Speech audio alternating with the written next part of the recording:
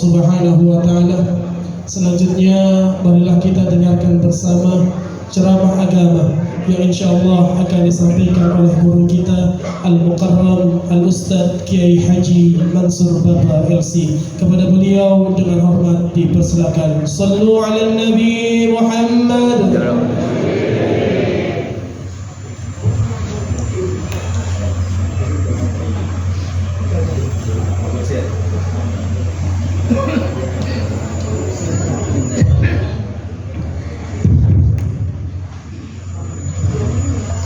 Assalamualaikum warahmatullahi wabarakatuh.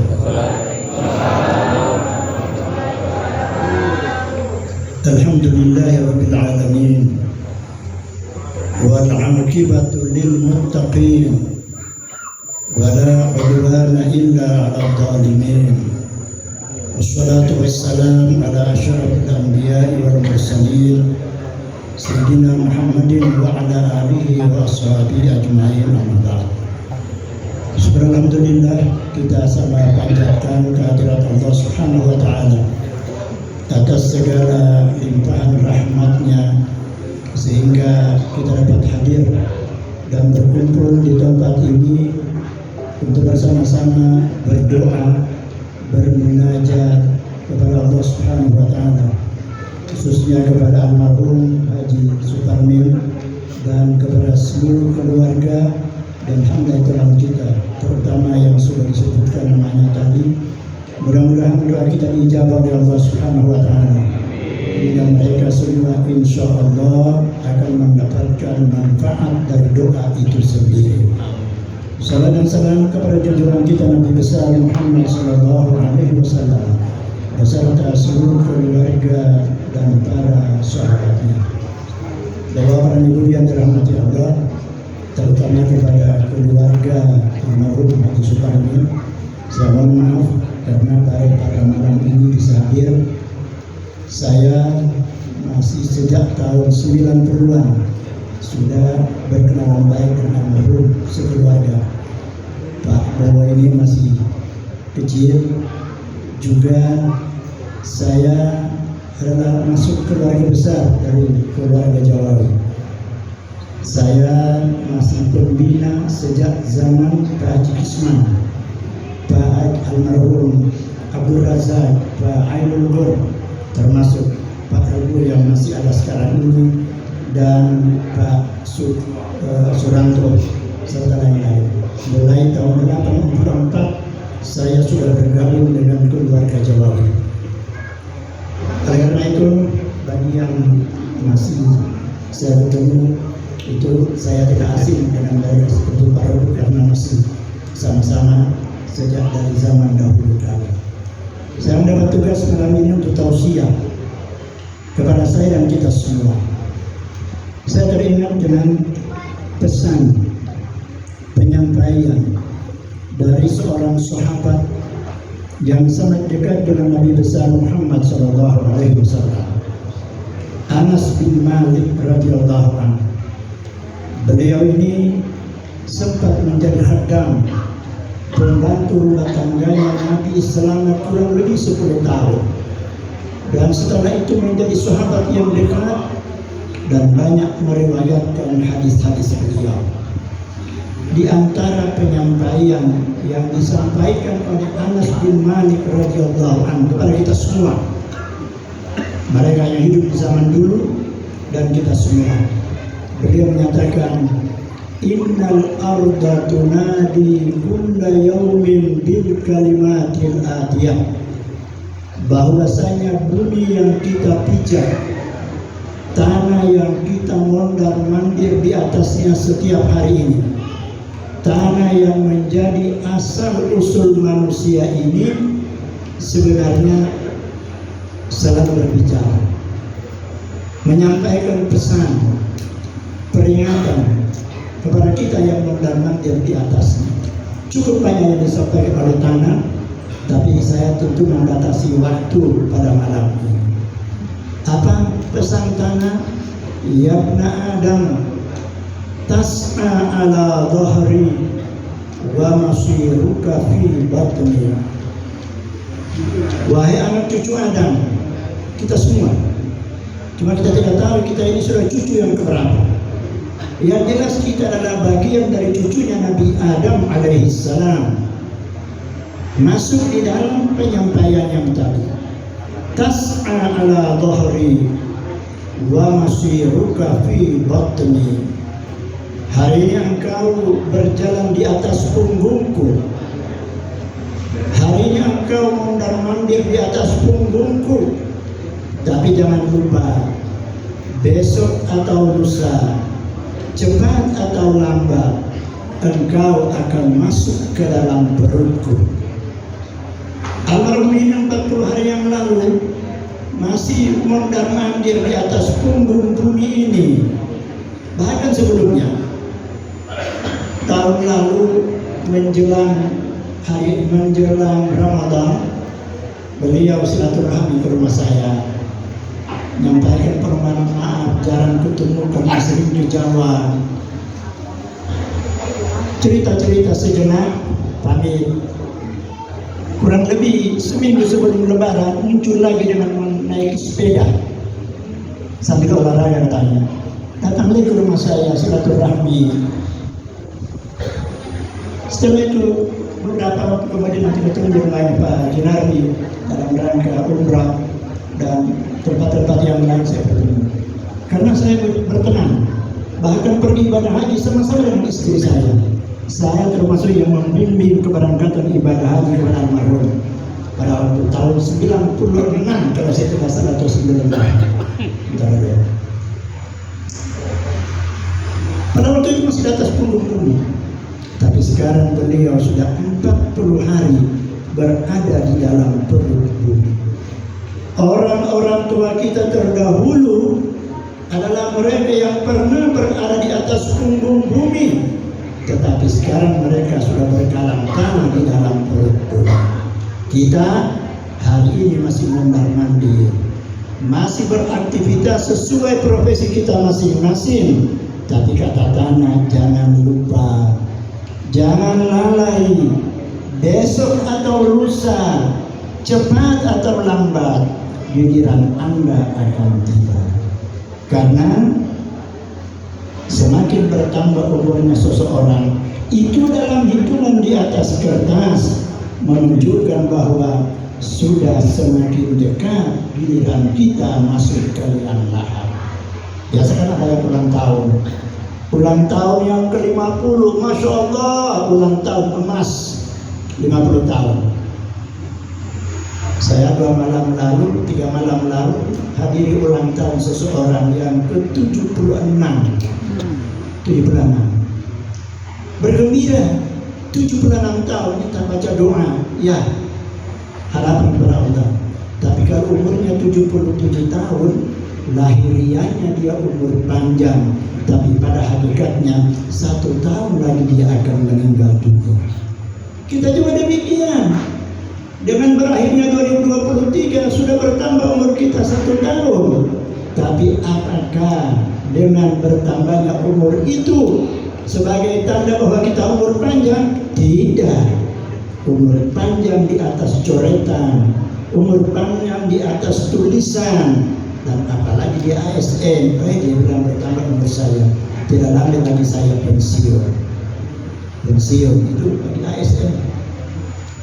Kita bertambah umur berarti akan bertambah cepatnya kita masuk ke liang lahat.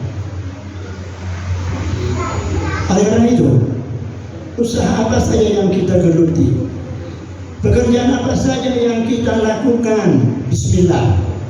Tapi jangan lupa bahwa pergantian hari ke minggu, minggu ke bulan, bulan ke tahun, itu akan mengurangi jumlah umur yang sudah ditetapkan oleh Allah Subhanahu wa Ta'ala pada saat kita berada di dalam perut ibu. Kita ditetapkan oleh Allah dalam perut ibu umur kita masing-masing, cuma tidak ditahu. Itu adalah rahasia dari Allah Subhanahu wa Ta'ala. Sehubungan dengan itu, sebaiknya kita munculkan pertanyaan dalam diri kita dan dijawab langsung oleh kita. Misalnya, saya sekarang ini sudah berumur sekian puluh tahun. sudah apa yang saya persiapkan untuk mengakhiri kehidupan saya di atas dunia yang fana ini. Bagi yang muda, jangan memandang enteng karena dia masih muda. Apalagi bagi kita yang lansia, lebih-lebih lagi, makin bertambah tuanya seseorang, berarti makin dekat perjalanannya menuju ke yang lain.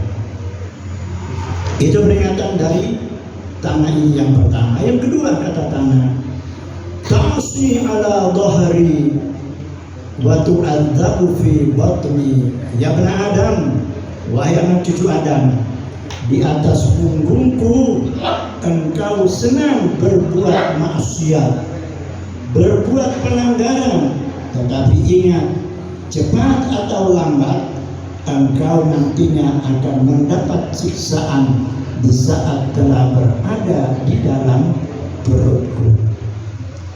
Memang sudah banyak yang meninggal keluarga kita, tapi ada satupun yang pulang datang memberitahu, wah luar biasa di dalam kubur, siksa, panas, tidak ada informasi. Tapi Bapak dan Ibu yang dirahmati Allah, kita kembalikan kepada keimanan dan ketakwaan kita. Semua kita mengimani bahwa di sana ada siksaan, ada siksa kubur, ada siksa di akhirat, ada kenikmatan, ada kebahagiaan. Itulah masuk dalam kategori keimanan kita. Oleh karena itu, kita tentunya berusaha agar supaya di dalam mengisi kehidupan ini sesuatu yang diridai oleh Allah, itulah yang harus dilakukan oleh kita. Hal-hal yang dimurkai oleh Allah, hendaknya lah kita tinggalkan, kita jauhkan. Perintah Allah, itulah yang kita tunaikan. Larangan Allah, hendaknya lah kita selalu tinggalkan. Jamaah yang dirahmati Allah, ada satu hadits qudsi. Di sana dikatakan, "Ma minkum min ahadin illa sayukallimuhu rabbuh, fayanzuru aymana minhu fala yara syai'an illa ma qaddama, thumma yanzuru shimalahu fala yara syai'an illa ma qaddama, thumma yanzuru amamahu fala yara syai'an illa an-nar." Ini berbicara pada hari hisab. Apabila hari hisab itu sudah tiba, maka semua manusia sejak dari zaman Nabi Adam alaihissalam akan digilir untuk tanya jawab dengan Allah Subhanahu wa ta'ala. Di antri kita, walaupun kita termasuk umat yang duluan akan mendapatkan antrian, tetapi kita juga cukup banyak sejak zaman Nabi Muhammad SAW sampai dengan sekarang ini dan ke depan. Berapa jumlahnya umat Nabi Muhammad SAW di antri saat menunggu giliran. Kita memandang ke kanan, melihat ke kiri, melayangkan pandangan ke depan.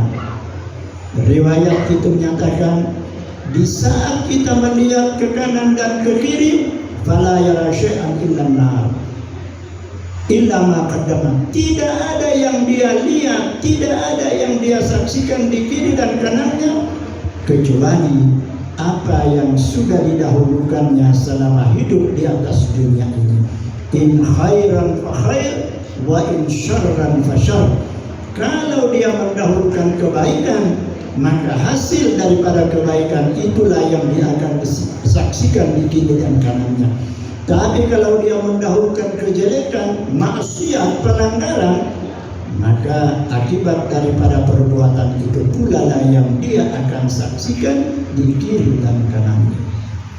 Tapi kata beliau, bila mana kita layangkan pandangan ke depan, tidak ada yang nampak kecuali api neraka yang menyala-nyala.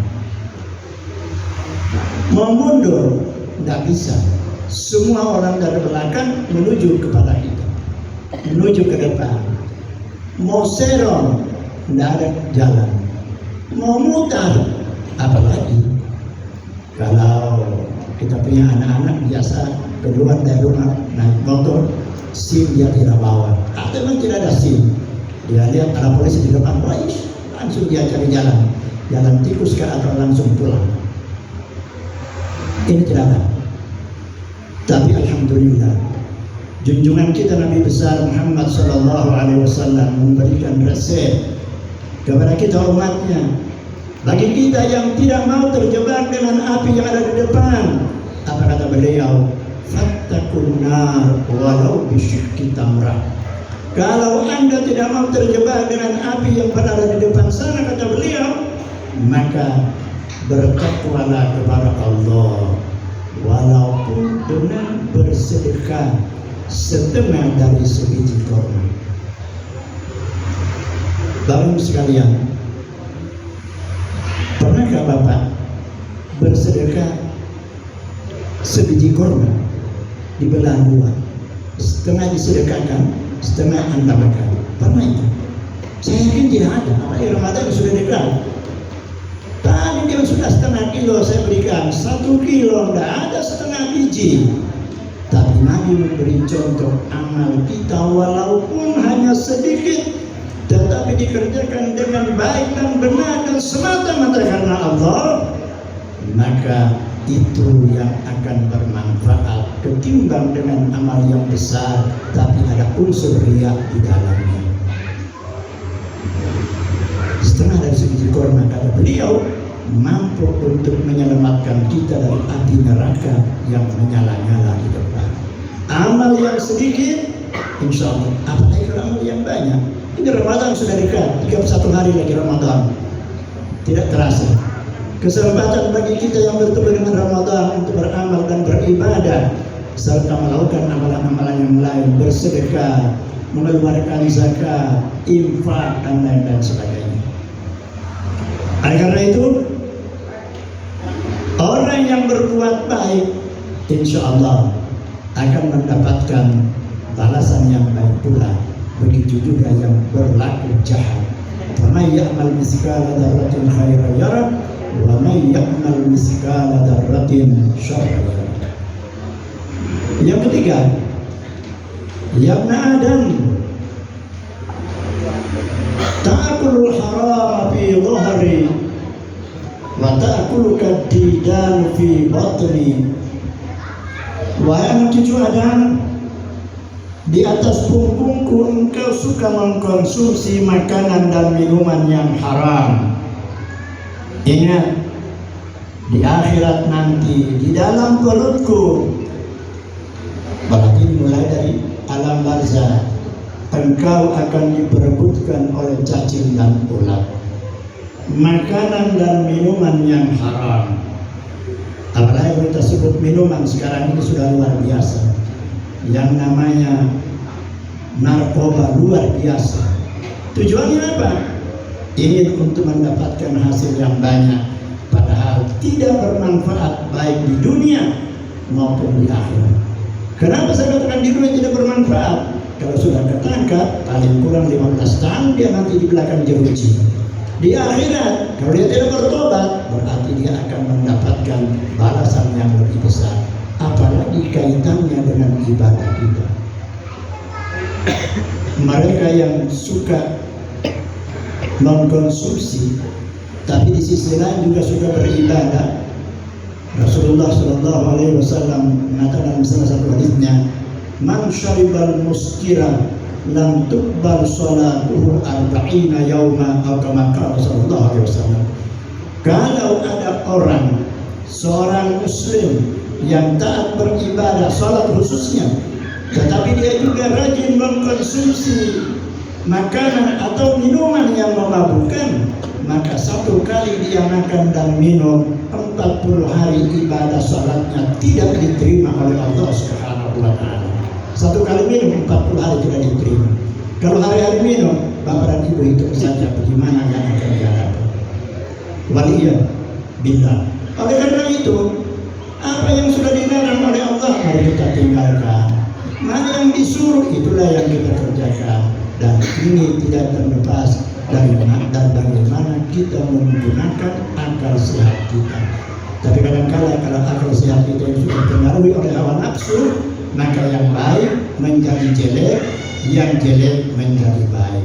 Oleh karena itu Sayyidina Abu Bakar As-Siddiq radhiyallahu anhu berkata, "Tuba liman kana aqluhu amiran wa hawahu asira, wa wail liman kana aqluhu asira wa hawahu amira." Beliau mengatakan, berbahagialah seseorang yang apabila akal sehatnya menjadi penguasa, menjadi raja di dalam dirinya, dan hawa nafsu menjadi tawanan. Yang menjadi raja dalam diri kita adalah akal sehat, hawa nafsu tawanan. Sebaliknya kata beliau, wail ini bisa maknanya dua. Wail artinya celaka.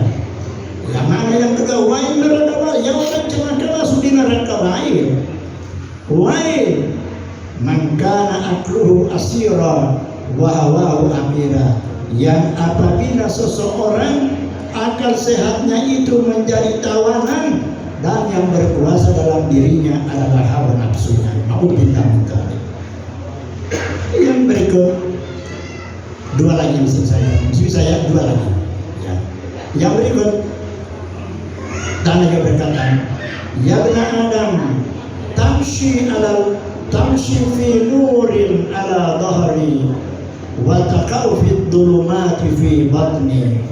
Wahai anak cucu Adam, di atas punggungku engkau berjalan di bawah gemerlapangnya cahaya. Di waktu siang ada matahari, di waktu malam ada bulan dan bintang, tambah lagi dengan penerangan listrik. Tapi coba seperti tadi malam, tiba-tiba padam listrik, biar pemilik rumah mencari korek untuk menghidupkan lilin, dia juga tetap tabrak dinding. Gelap gulita, tidak kelihatan. Tanah mengatakan, wahai anak cucu Adam, walaupun kalian berada di bawah gemerlapangnya cahaya di atas punggungku, tetapi ingat bahwasanya dikala masuk ke dalam perutku, engkau akan mendapatkan kegelapan yang tiada taranya. Di kubur itu gelap. Kalau tidak percaya, bisa dicoba. Cobanya bukan meninggal. Cobanya itu gali, kemudian masuk di dalam, tutup dengan triplek saja dari atas, baru lihat gelap atau tidak. Itu. Saya kira semua orang pasti tahu bahwa di dalam itu gelap. Tetapi insya Allah kubur yang gelap gulita tidak akan menjadi gelap seperti itu apabila kita sudah siapkan alat penerangnya sewaktu kita berada di atas dunia yang fana ini. Apa salah satunya? Qiraatul Quran, membaca Al-Quran. Allahumma ja'al Qur'ana nuran fi qabri. Biasa kita baca kalau khatam Quran, ya Allah, jadikanlah ayat-ayat Al-Quran yang saya baca setiap hari ini menjadi cahaya di dalam kubur saya. Orang yang banyak membaca Al-Quranul Karim sepanjang masa, apalagi di bulan suci Ramadan, insya Allah adalah orang yang menyiapkan balon yang tidak akan padam, akan dibawa ke dalam liang kubur. Yang terakhir, Tanah berkata, ya bani Adam, tamshi alal majami fi dhahri wa taqa'u wahidan fi batni. Wahai anak cucu Adam, di atas punggungku engkau berjalan bersama dengan orang banyak. Ini orang banyak. Di acara-acara seperti ini bertemu dengan orang banyak, dengan teman-teman. Di masjid, apalagi bulan suci Ramadan, bertemu dengan orang banyak. Di pasar, di toko, di mall, di kendaraan umum, bertemu dengan orang banyak. Tetapi kata Tanah, di saat engkau akan masuk ke dalam perutku, engkau hanya sendirian. Suami begitu cinta kepada istrinya atau sebaliknya, orang tua kepada anaknya atau sebaliknya. Tapi kalau salah satu di antara mereka ada yang meninggal, maka yang masuk ke dalamnya adalah orang yang meninggal itu sendiri. Sedangkan orang yang masih hidup akan kembali. Makanya kata Nabi dalam hadisnya, yatba'ul mayyita salasa.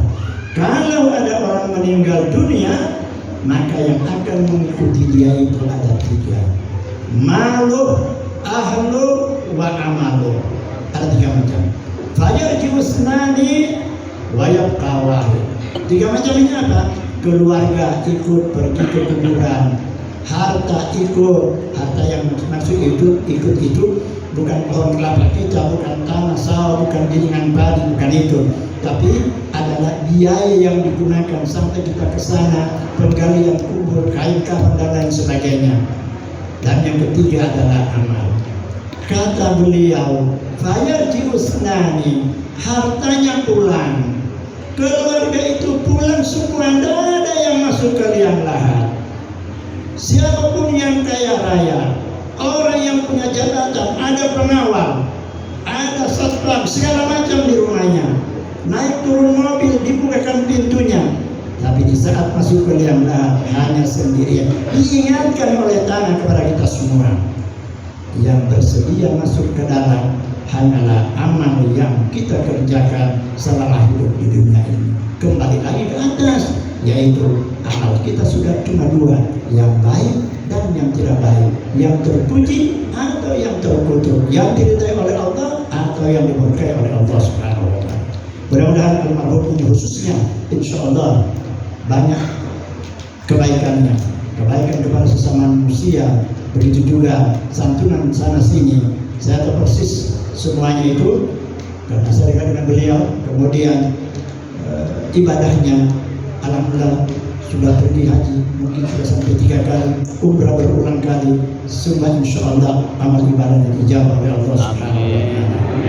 Banyak sekali peninggalan beliau, tapi tidak ada satupun yang dibawa, tidak ada satupun yang diikut bersama beliau. Yang ikut bersama beliau adalah hasil usaha dari semua usaha beliau yang berkaitan dengan amal soleh. Seluruh keluarga insya Allah tetap sabar dan tawak menjalankan aktivitasnya dan menerima kenyataan ini, dan sekaligus saya harapkan agar supaya kebaikan almarhum dilanjutkan terutama kepada anak-anaknya, karena itu termasuk dalam kategori berbakti kepada kedua orang tua. Dari kurangnya mohon maaf. Wallahu a'lam. Wassalamualaikum warahmatullahi wabarakatuh.